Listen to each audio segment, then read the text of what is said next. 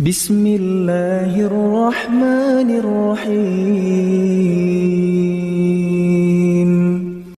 Innal hamdalillah nahmaduhu wa nasta'inuhu wa nastaghfiruh wa na'udzu billahi min shururi anfusina wa sayyiati a'malina. May yahdihillahu fala mudhillalah wa may yudlil fala hadiyalah. Wa ashhadu an la ilaha illallah wahdahu la syarikalah. Wa ashhadu anna Muhammadan abduhu wa rasuluh. Ya ayyuhalladzina amanu taqullaha haqqa tuqatih wa la tamutunna illa wa antum muslimun.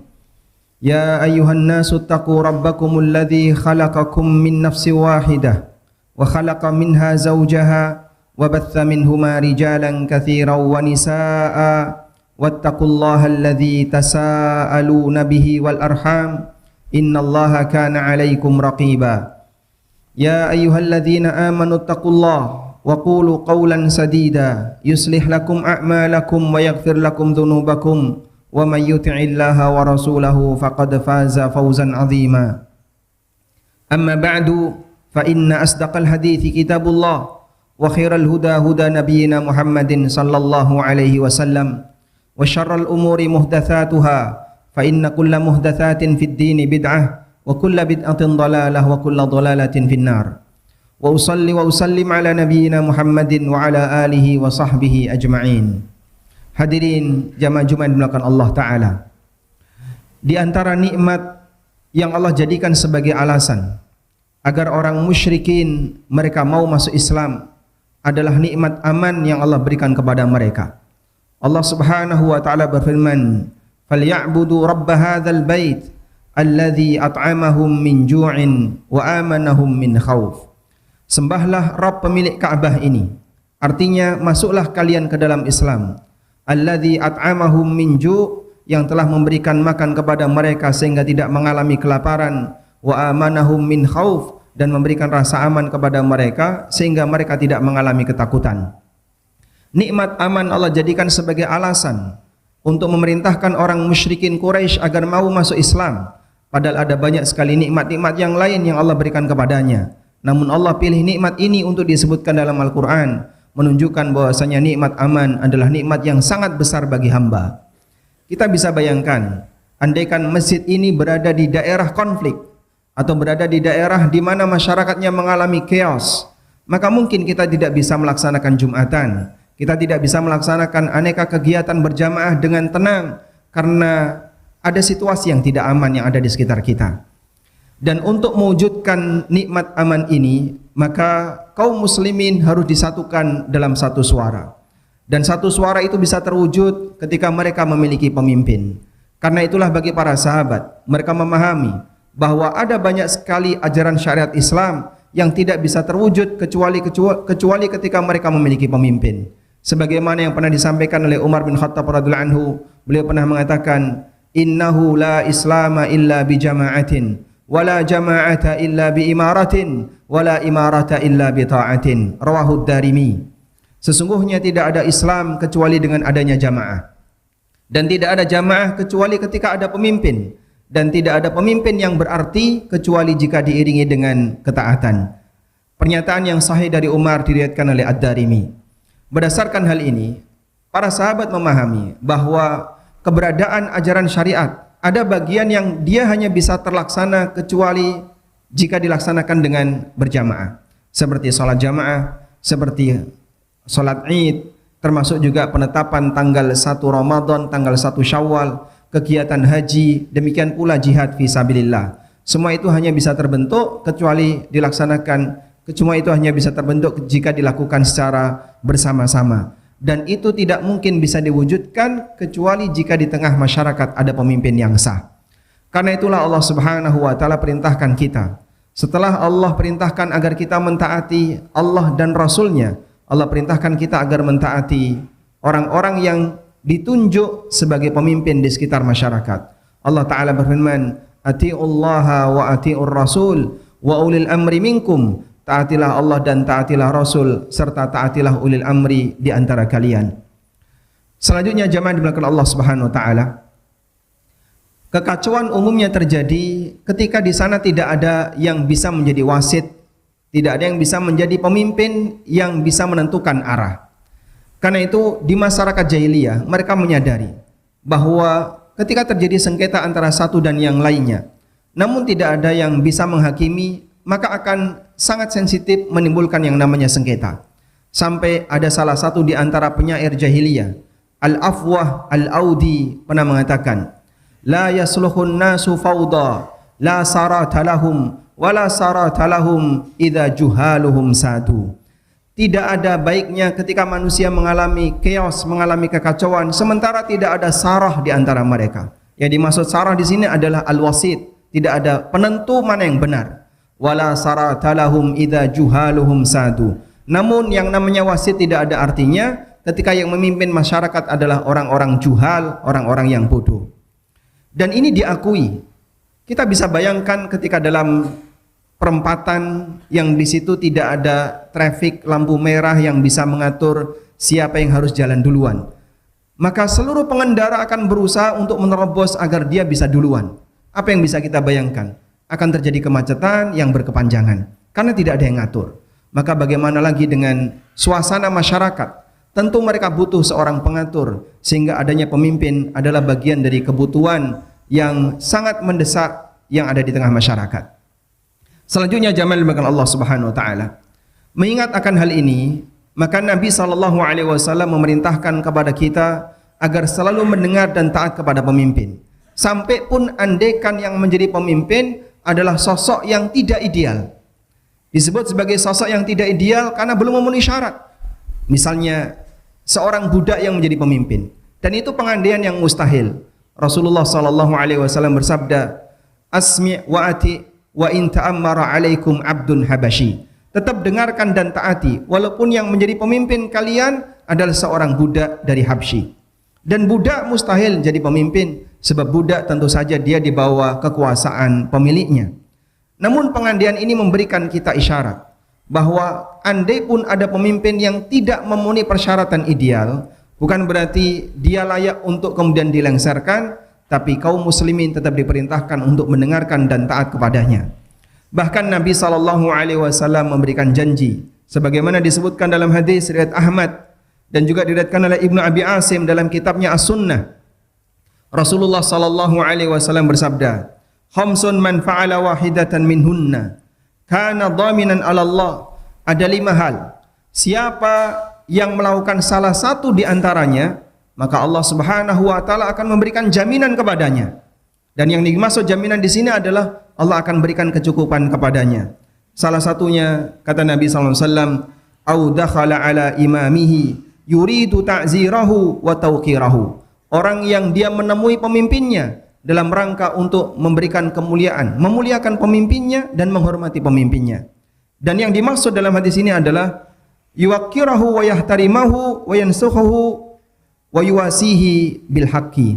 Yang dimaksud di sini adalah memuliakan pemimpin dan memberikan nasihat-nasihat yang baik kepada pemimpin, menyampaikan pesan yang baik kepada pemimpin. Termasuk di antaranya adalah mendoakan kebaikan bagi pemimpinnya. Rasulullah sallallahu alaihi wasallam sampai memberikan jaminan bahwa orang yang menemui pemimpin dalam rangka untuk menghargai beliau sebagai pemimpin dan memberikan pesan baik kepada pemimpin, diberi jaminan oleh Allah Subhanahu wa taala, Allah akan memberikan kecukupan baginya. Sebaliknya jamaah, apabila seorang muslim punya keinginan jahat kepada pemimpinnya, sehingga setiap kali ada pemimpin dia selalu dalam posisi sebagai antagonis bagi pemimpinnya, selalu mengkritik, selalu menyudutkan, selalu memberikan pernyataan yang menyakitkan bagi pemimpinnya dan seterusnya, maka orang semacam ini bisa jadi akan dihinakan oleh Allah Subhanahu wa taala. Sebagaimana disebutkan dalam hadis dari Abu Bakrah radhiyallahu anhu, Nabi sallallahu alaihi wasallam memberikan peringatan, "Man ahana sultanallah, man ahana sultanallahi fil ardi, ahanahullah." Barang siapa yang menghinakan pemimpin Allah di muka bumi. Dan yang dimaksud pemimpin Allah di muka bumi adalah para pemimpin yang ada di tengah masyarakat, yang mereka punya wilayah. Ahanahullah, maka orang ini akan dihinakan oleh Allah Ta'ala. Hadis sahih riwayat Ahmad dan Tirmidzi. Sehingga sinkron antara mereka yang memuliakan pemimpin, memberikan pesan yang baik bagi pemimpin, mendoakan pemimpin, dimuliakan oleh Allah, dan sebaliknya bagi mereka yang menghinakan pemimpin akan dihinakan oleh Allah Subhanahu wa taala. Jamaah dimulakan Allah, barangkali di antara kita mungkin tidak bisa ketemu langsung dengan para pemimpin kita. Namun mungkin kita merasakan dampak baik dari keberadaan kebijakan-kebijakan positif yang mereka buat. Maka jangan lupa untuk memberikan rasa terima kasih. Salah satunya adalah mendoakan kebaikan bagi mereka. Ketika pemimpin itu baik, kira-kira manfaatnya siapa yang akan mendapatkan? Masyarakat yang lebih luas. Tapi kalau pemimpin itu buruk, yang mendapatkan dampak buruknya juga masyarakat. Karena itu di antara perjuangan muslim adalah banyak mendoakan pemimpin agar mereka diberi kebaikan oleh Allah Subhanahu wa taala. Dalam kitabnya Syarhus Sunnah, Imam Al-Barbahari rahimahullah pernah mengatakan, "Wa idza ra'aita ar-rajula yad'u lis-sultani bis-shalah fa'lam annahu sahibu sunnatin insyaallah." Kalau kamu melihat ada orang yang mendoakan kebaikan bagi pemimpinnya, ketahuilah bahwasanya itu salah satu di antara tanda ahlu sunnah insyaallah. Wa idza ra'aita ar-rajula yad'u 'ala sultan fa'lam annahu sahibu hawan. Tapi kalau kau melihat ada orang yang mendoakan keburukan bagi pemimpinnya, ketahuilah itu salah satu di antara tanda orang yang menyimpang. Jadi sampai para ulama menjadikan doanya seorang muslim terkait pemimpinnya, apakah doa baik atau doa buruk, lebih banyak mengumpat ataukah memohon kepada Allah kebaikan untuk pemimpinnya, ini sebagai pemisah antara ahlu sunnah dengan yang bukan ahlu sunnah, sebagaimana keterangan yang disampaikan oleh Al-Barbahari. Dan dulu para ulama mereka sangat semangat untuk mendoakan kebaikan bagi pemimpinnya dengan alasan besar tadi, kalau pemimpinnya baik maka dampak baiknya tidak hanya dirasakan oleh yang bersangkutan, tapi juga dirasakan oleh seluruh masyarakat yang ada di sekitarnya. Seperti yang pernah disampaikan oleh seorang ulama kibar, Fudail bin Iyad rahimahullahu taala, di mana beliau pernah mengatakan, "Lau kana li da'watun mustajabah ma ja'altuha illa li sultan." Andaikan aku punya satu kesempatan doa yang pasti mustajab, maka tidak akan aku gunakan doa itu kecuali untuk kebaikan pemimpin. Kita mungkin ketika diberi kesempatan oleh Allah untuk berdoa dan doa itu pasti mustajab, yang kita pikirkan hanya diri kita pribadi. Tapi beda dengan ulama. Ketika ulama itu memiliki satu kesempatan doa yang pasti mustajab, dijamin oleh Allah pasti akan diijabahi, maka doa itu tidak akan digunakan kecuali untuk kebaikan pemimpinnya. Demikianlah prinsip yang dimiliki oleh para ulama. Mereka punya semangat untuk mendoakan kebaikan bagi pemimpinnya. Kami akhiri khutbah yang pertama ini dengan membacakan sebuah nasihat yang pernah disampaikan oleh Imam Sahal bin Abdullah At-Tustari rahimahullah. Beliau pernah mengatakan, ada keseimbangan antara pemimpin dunia dan pemimpin agama. Mereka adalah umara dan ulama, dan dua-duanya adalah ulul amri. Maka Sahal bin Abdullah At-Tustari mengatakan, la yazalun nasu bi khairin ma'azzamus sultan wal ulama. Masyarakat akan selalu bertahan dalam kebaikan, akan selalu mendapatkan kebaikan sepanjang mereka memuliakan pemimpin dunia dan memuliakan pemimpin agama, yaitu para ulama. Fa idza azzamu hadaini aslahallah. Kalau mereka memuliakan dua orang ini, maka Allah akan memperbaiki kehidupannya, dunyahum wa ukhrahum, baik dunia maupun akhirat mereka. Wa idza istakhaffu bihadzaini afsada dunyahum wa ukhrahum. Tapi kalau mereka meremehkan dua manusia ini, yaitu para pemimpin dan ulama, maka Allah Subhanahu wa taala akan merusak. Allah akan memberikan kehinaan bagi dunia dan akhiratnya. Pernyataan ini dikutip oleh Al-Qurtubi dalam tafsirnya. Kita mohon kepada Allah Subhanahu wa taala, semoga Allah taala menganugerahkan pemimpin yang baik bagi bangsa Indonesia, baik tingkat pusat maupun tingkat daerah, dan semoga Allah taala memberikan hidayah dan kebaikan bagi pemimpin-pemimpin yang saat ini sedang menjabat, dan semoga Allah memberikan keberkahan bagi masyarakat Indonesia. Demikian sebagai khutbah yang pertama, aqulu qauli hadza wa astaghfirullah. Alhamdulillah, alhamdulillahi wa kafa, wassalatu wassalamu ala rasulil mustafa wa ala alihi wa sahbihi wa mawalah. Wa ashhadu an la ilaha illallah wahdahu la syarika lah, wa ashhadu anna Muhammadan abduhu wa rasuluh. Ya ayyuhalladzina amanu taqullaha haqqa tuqatih wa la tamutunna illa wa antum muslimun. Hadirin jamaah Jumat dimulakan Allah Ta'ala, kita menyadari tidak ada manusia yang maksum kecuali para nabi, dan pemimpin yang ada di zaman kita mereka bukan para nabi, sehingga bisa dipastikan mereka juga mengalami kesalahan sebagaimana kita pernah mengalami kesalahan. Maka ada bagian kesalahan yang dilakukan oleh pemimpin yang itu mungkin berdampak buruk bagi masyarakatnya, dan ada bagian kesalahan yang dilakukan oleh pemimpin yang sifatnya pribadi. Lalu bagaimana cara kita bersikap? Allah Subhanahu wa taala menyebutkan dalam Al-Qur'an, "Wa kadzalika nuwalli ba'dadh-dhalimina ba'dan bima kanu yaksibun." Demikianlah kami jadikan orang zalim untuk menjadi orang pemimpin bagi orang zalim yang lain. Kami jadikan orang zalim, makhluk yang zalim untuk memimpin makhluk zalim yang lain, bima kanu yaksibun, disebabkan perbuatan yang mereka lakukan. Maksud dari ayat ini dipahami oleh para ulama, kehadiran pemimpin yang zalim di sebuah masyarakat itu dipahami sebagai hukuman bagi masyarakat tersebut. Allah Subhanahu wa taala terkadang memberikan ujian dan hukuman bagi sekelompok masyarakat dengan hadirnya pemimpin yang sangat tidak ideal, bahkan mendolimi rakyatnya.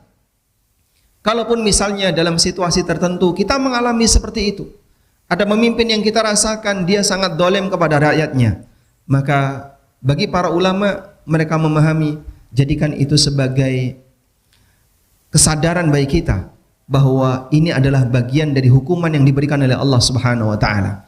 Karena itu ada sebuah ungkapan yang disampaikan oleh para ulama, ummalukum a'malukum. Ummalukum a'malukum. Pemimpin kalian itu berbanding lurus dengan kualitas amal perbuatan kalian.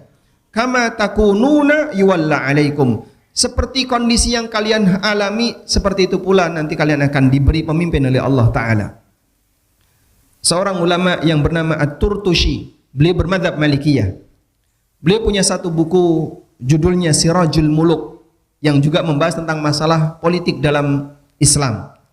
Kata beliau, wa kanal ulama'u yaqulun, para ulama dulu mengatakan, in istaqamat lakum umurus sultan fa'akthir hamdallahi ta'ala wa syukrah. Kalau kalian melihat ada pemimpin yang baik, pemimpin yang bisa menyatukan masyarakat, pemimpin yang adil di masyarakat, fa'akthir hamdallahi ta'ala wa syukrahu, maka perbanyaklah memuji Allah dan bersyukur kepadanya. Karena itu berarti anugerah yang Allah berikan kepada masyarakat. Wa in ja'akum minhu ma takrahun. Tapi kalau kalian punya pemimpin yang melakukan perbuatan yang tidak kalian sukai, yang kalian ingkari, mungkin karena kebijakannya yang zalim atau kekurangan yang ada padanya, wajjihuhu ila ma tastaujibuna minhu bidunubikum, maka jadikan itu sebagai alasan bahwa bisa jadi ini karena sebab dosa-dosa kalian. Wa tastahiquna bi'athamikum, dan kalian berhak untuk mendapatkan hal ini disebabkan karena perbuatan dosa yang kalian kerjakan. Subhanallah. Demikianlah para ulama memahami. Jadi kalau ada kebijakan yang mungkin kita nggak suka, bagi para ulama, pertama suudzonnya dikembalikan kepada diri rakyat. Barangkali ini disebabkan karena masyarakat banyak berbuat zalim.